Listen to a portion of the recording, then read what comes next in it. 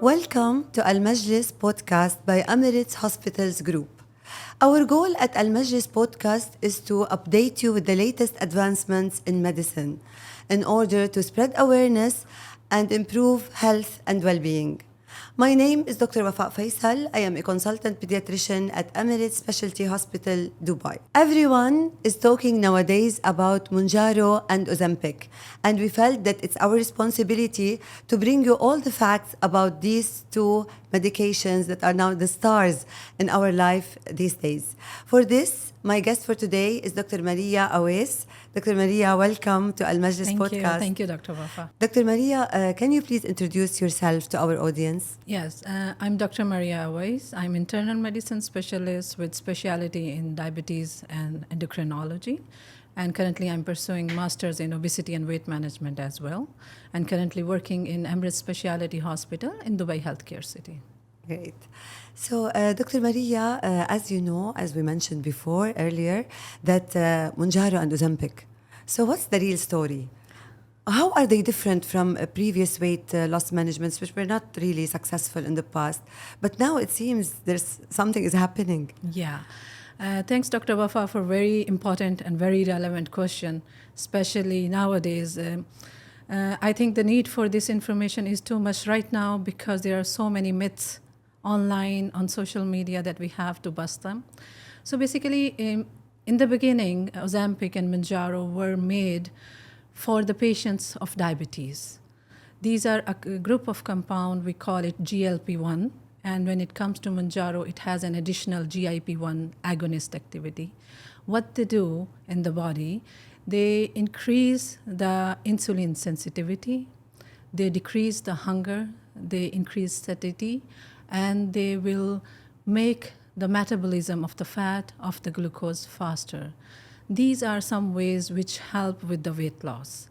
And now the FDA has approved Wegovy, that is the same compound for the weight loss purposes as well.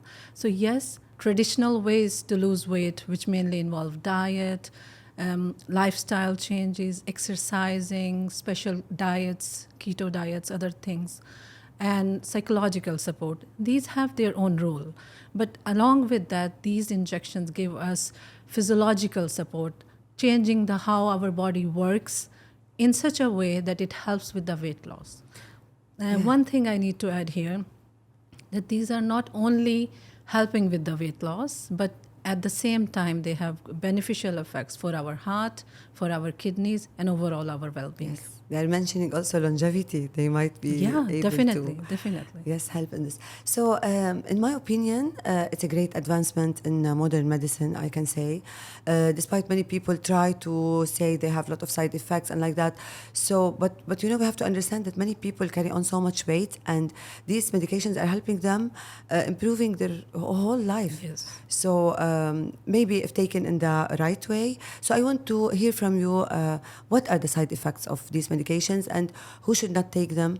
And if someone has to take them, when he visits you, what is the journey, let's say? Definitely. So with every medication, first I will address the side effect part. With every medications, there are always side effects, but in the same, we have to weigh benefits against the risks. So overall, Mounjaro, Ozempic, all the GLP-1 medications are pretty safe. Yes, they have side effects. Sometimes people can experience GI side effects like nausea, vomiting, gastritis. Some people develop diarrhea, some people develop constipation. But these are the side effects which usually settle with the time. When our body gets used to taking this certain medication, our body learns how to be with it, and these side effects will settle.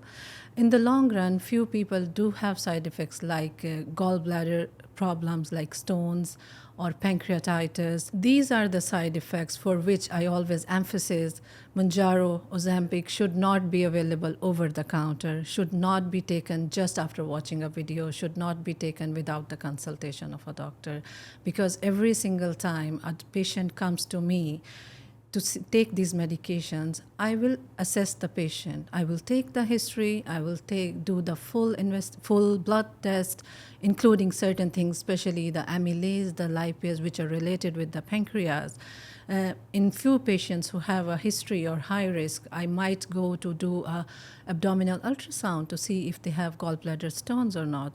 The whole point of explaining all this is it should not be taken just by yourself. You have to consult a healthcare professional before that. And most importantly, when you are taking it, you have to do monthly checkup. On the basis of that, we will decide that we need to increase the dosage, we will continue the same dosage, or are we achieving the targets? Is there any complications or not? There are few sinister or very serious side effects that have been mentioned in the studies, like thyroid cancer. It has given a wrong message to a lot of people that the people who have thyroid issues like hypothyroidism or hyperthyroidism or a thyroid nodule, they cannot take this medication. This is wrong. People with the thyroid disorders can take this medication. Only the people who have a history of thyroid carcinoma or have a family history of thyroid carcinoma should avoid it, or at least should do some baseline investigations to check their current status before they go on to taking these medications. Yeah, what you're saying is very important. Thank you very much. So there are some patients who you treat them, let's say, with some cautious, or you can be you have to have close follow-ups, like as you mentioned, those who have gallbladder stones or prone to, or the thyroid carcinoma. Are there any patients they cannot take these injections due to their medical condition? Yes. Thank you, Dr. Wafa. Actually, this is the question in my clinical practice. We hear it every single day. A lady who is pregnant, she cannot take it. That's very important. Yeah, of this course. is very important. So pregnant people cannot take this medication. Definitely. Breastfeeding, it's contraindicated in breastfeeding as well. A person who is trying to conceive. So this is very important because I receive a lot of patients who are suffering from PCOS or on heavier side, which is causing a problem with the conceiving. And they want to take these medications so that it's easier for them to conceive.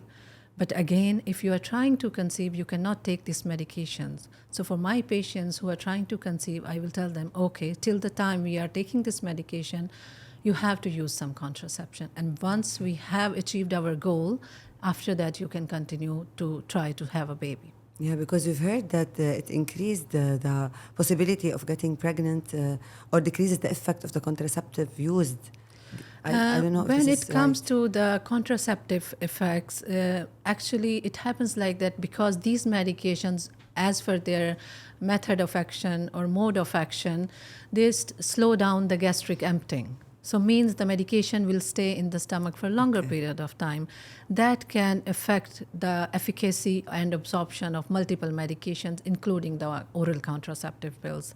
So in these patients, either we can use the injection form or barrier contraception, or we can adjust the timing of contraception according to the injections, so there is no interaction between the two. Yes, great.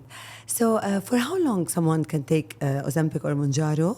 And how is it covered by insurance? Is it expensive?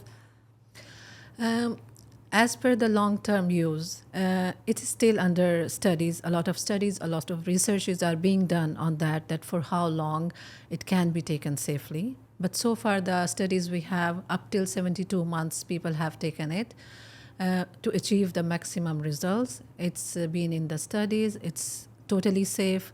But yes, when we are giving it for the long terms, we have to do regular checkups. We have to keep an eye on all the side effects. We have to keep an eye on the thyroid as well. So yes, it can be taken long term, but still we need more information to technically say for how long it's safe. Yes. Not to forget, of course, you can advise them with a healthy lifestyle for the long term, because anyway, they will not take the medicine forever. And to be honest, to my patients, I tell the first thing that even you are taking Monjaro or Ozempic, you have to take a healthier diet. You have to adhere to the lifestyle changes. go to the gym, because they might lose muscles. Yeah, also, because the muscle Monjaro, mass. as it comes to these medications, yes, they will not make you lose as much muscle as the fat, but yes, they will make you lose some muscle. So if you want to retain your muscle, you have to take a high protein diet. and you have to go to gym and do some weight training training, as well, yes. because there are no free dinners in life, so you have to do some work as well. Sadly, so far, it's not being covered by insurances for the weight loss purposes, but some people who have diabetes at the same time, their HbA1c is on the higher side. In those people, we try with the insurance to get the approval, and sometimes we get lucky. Thank you very much, Dr. Maria Awais, because this is very valuable information. I think all the audience now have a great idea about Mounjaro and Ozempic and the correct use of these medications and how to, it's a journey also with the doctor. So, but for sure, it's a big hope for anyone who has obesity or, who carries on weight. So it's going to open for him. Definitely. Actually, with these injections, the take-home message I want to give from today is never take it by yourself. Go to your healthcare specialist, healthcare provider. Take all the information, read about it, ask the questions you have in your mind, and then start your journey. Thank you very much, Most Dr. welcome. Maria. Take care. Thank you. Bye-bye.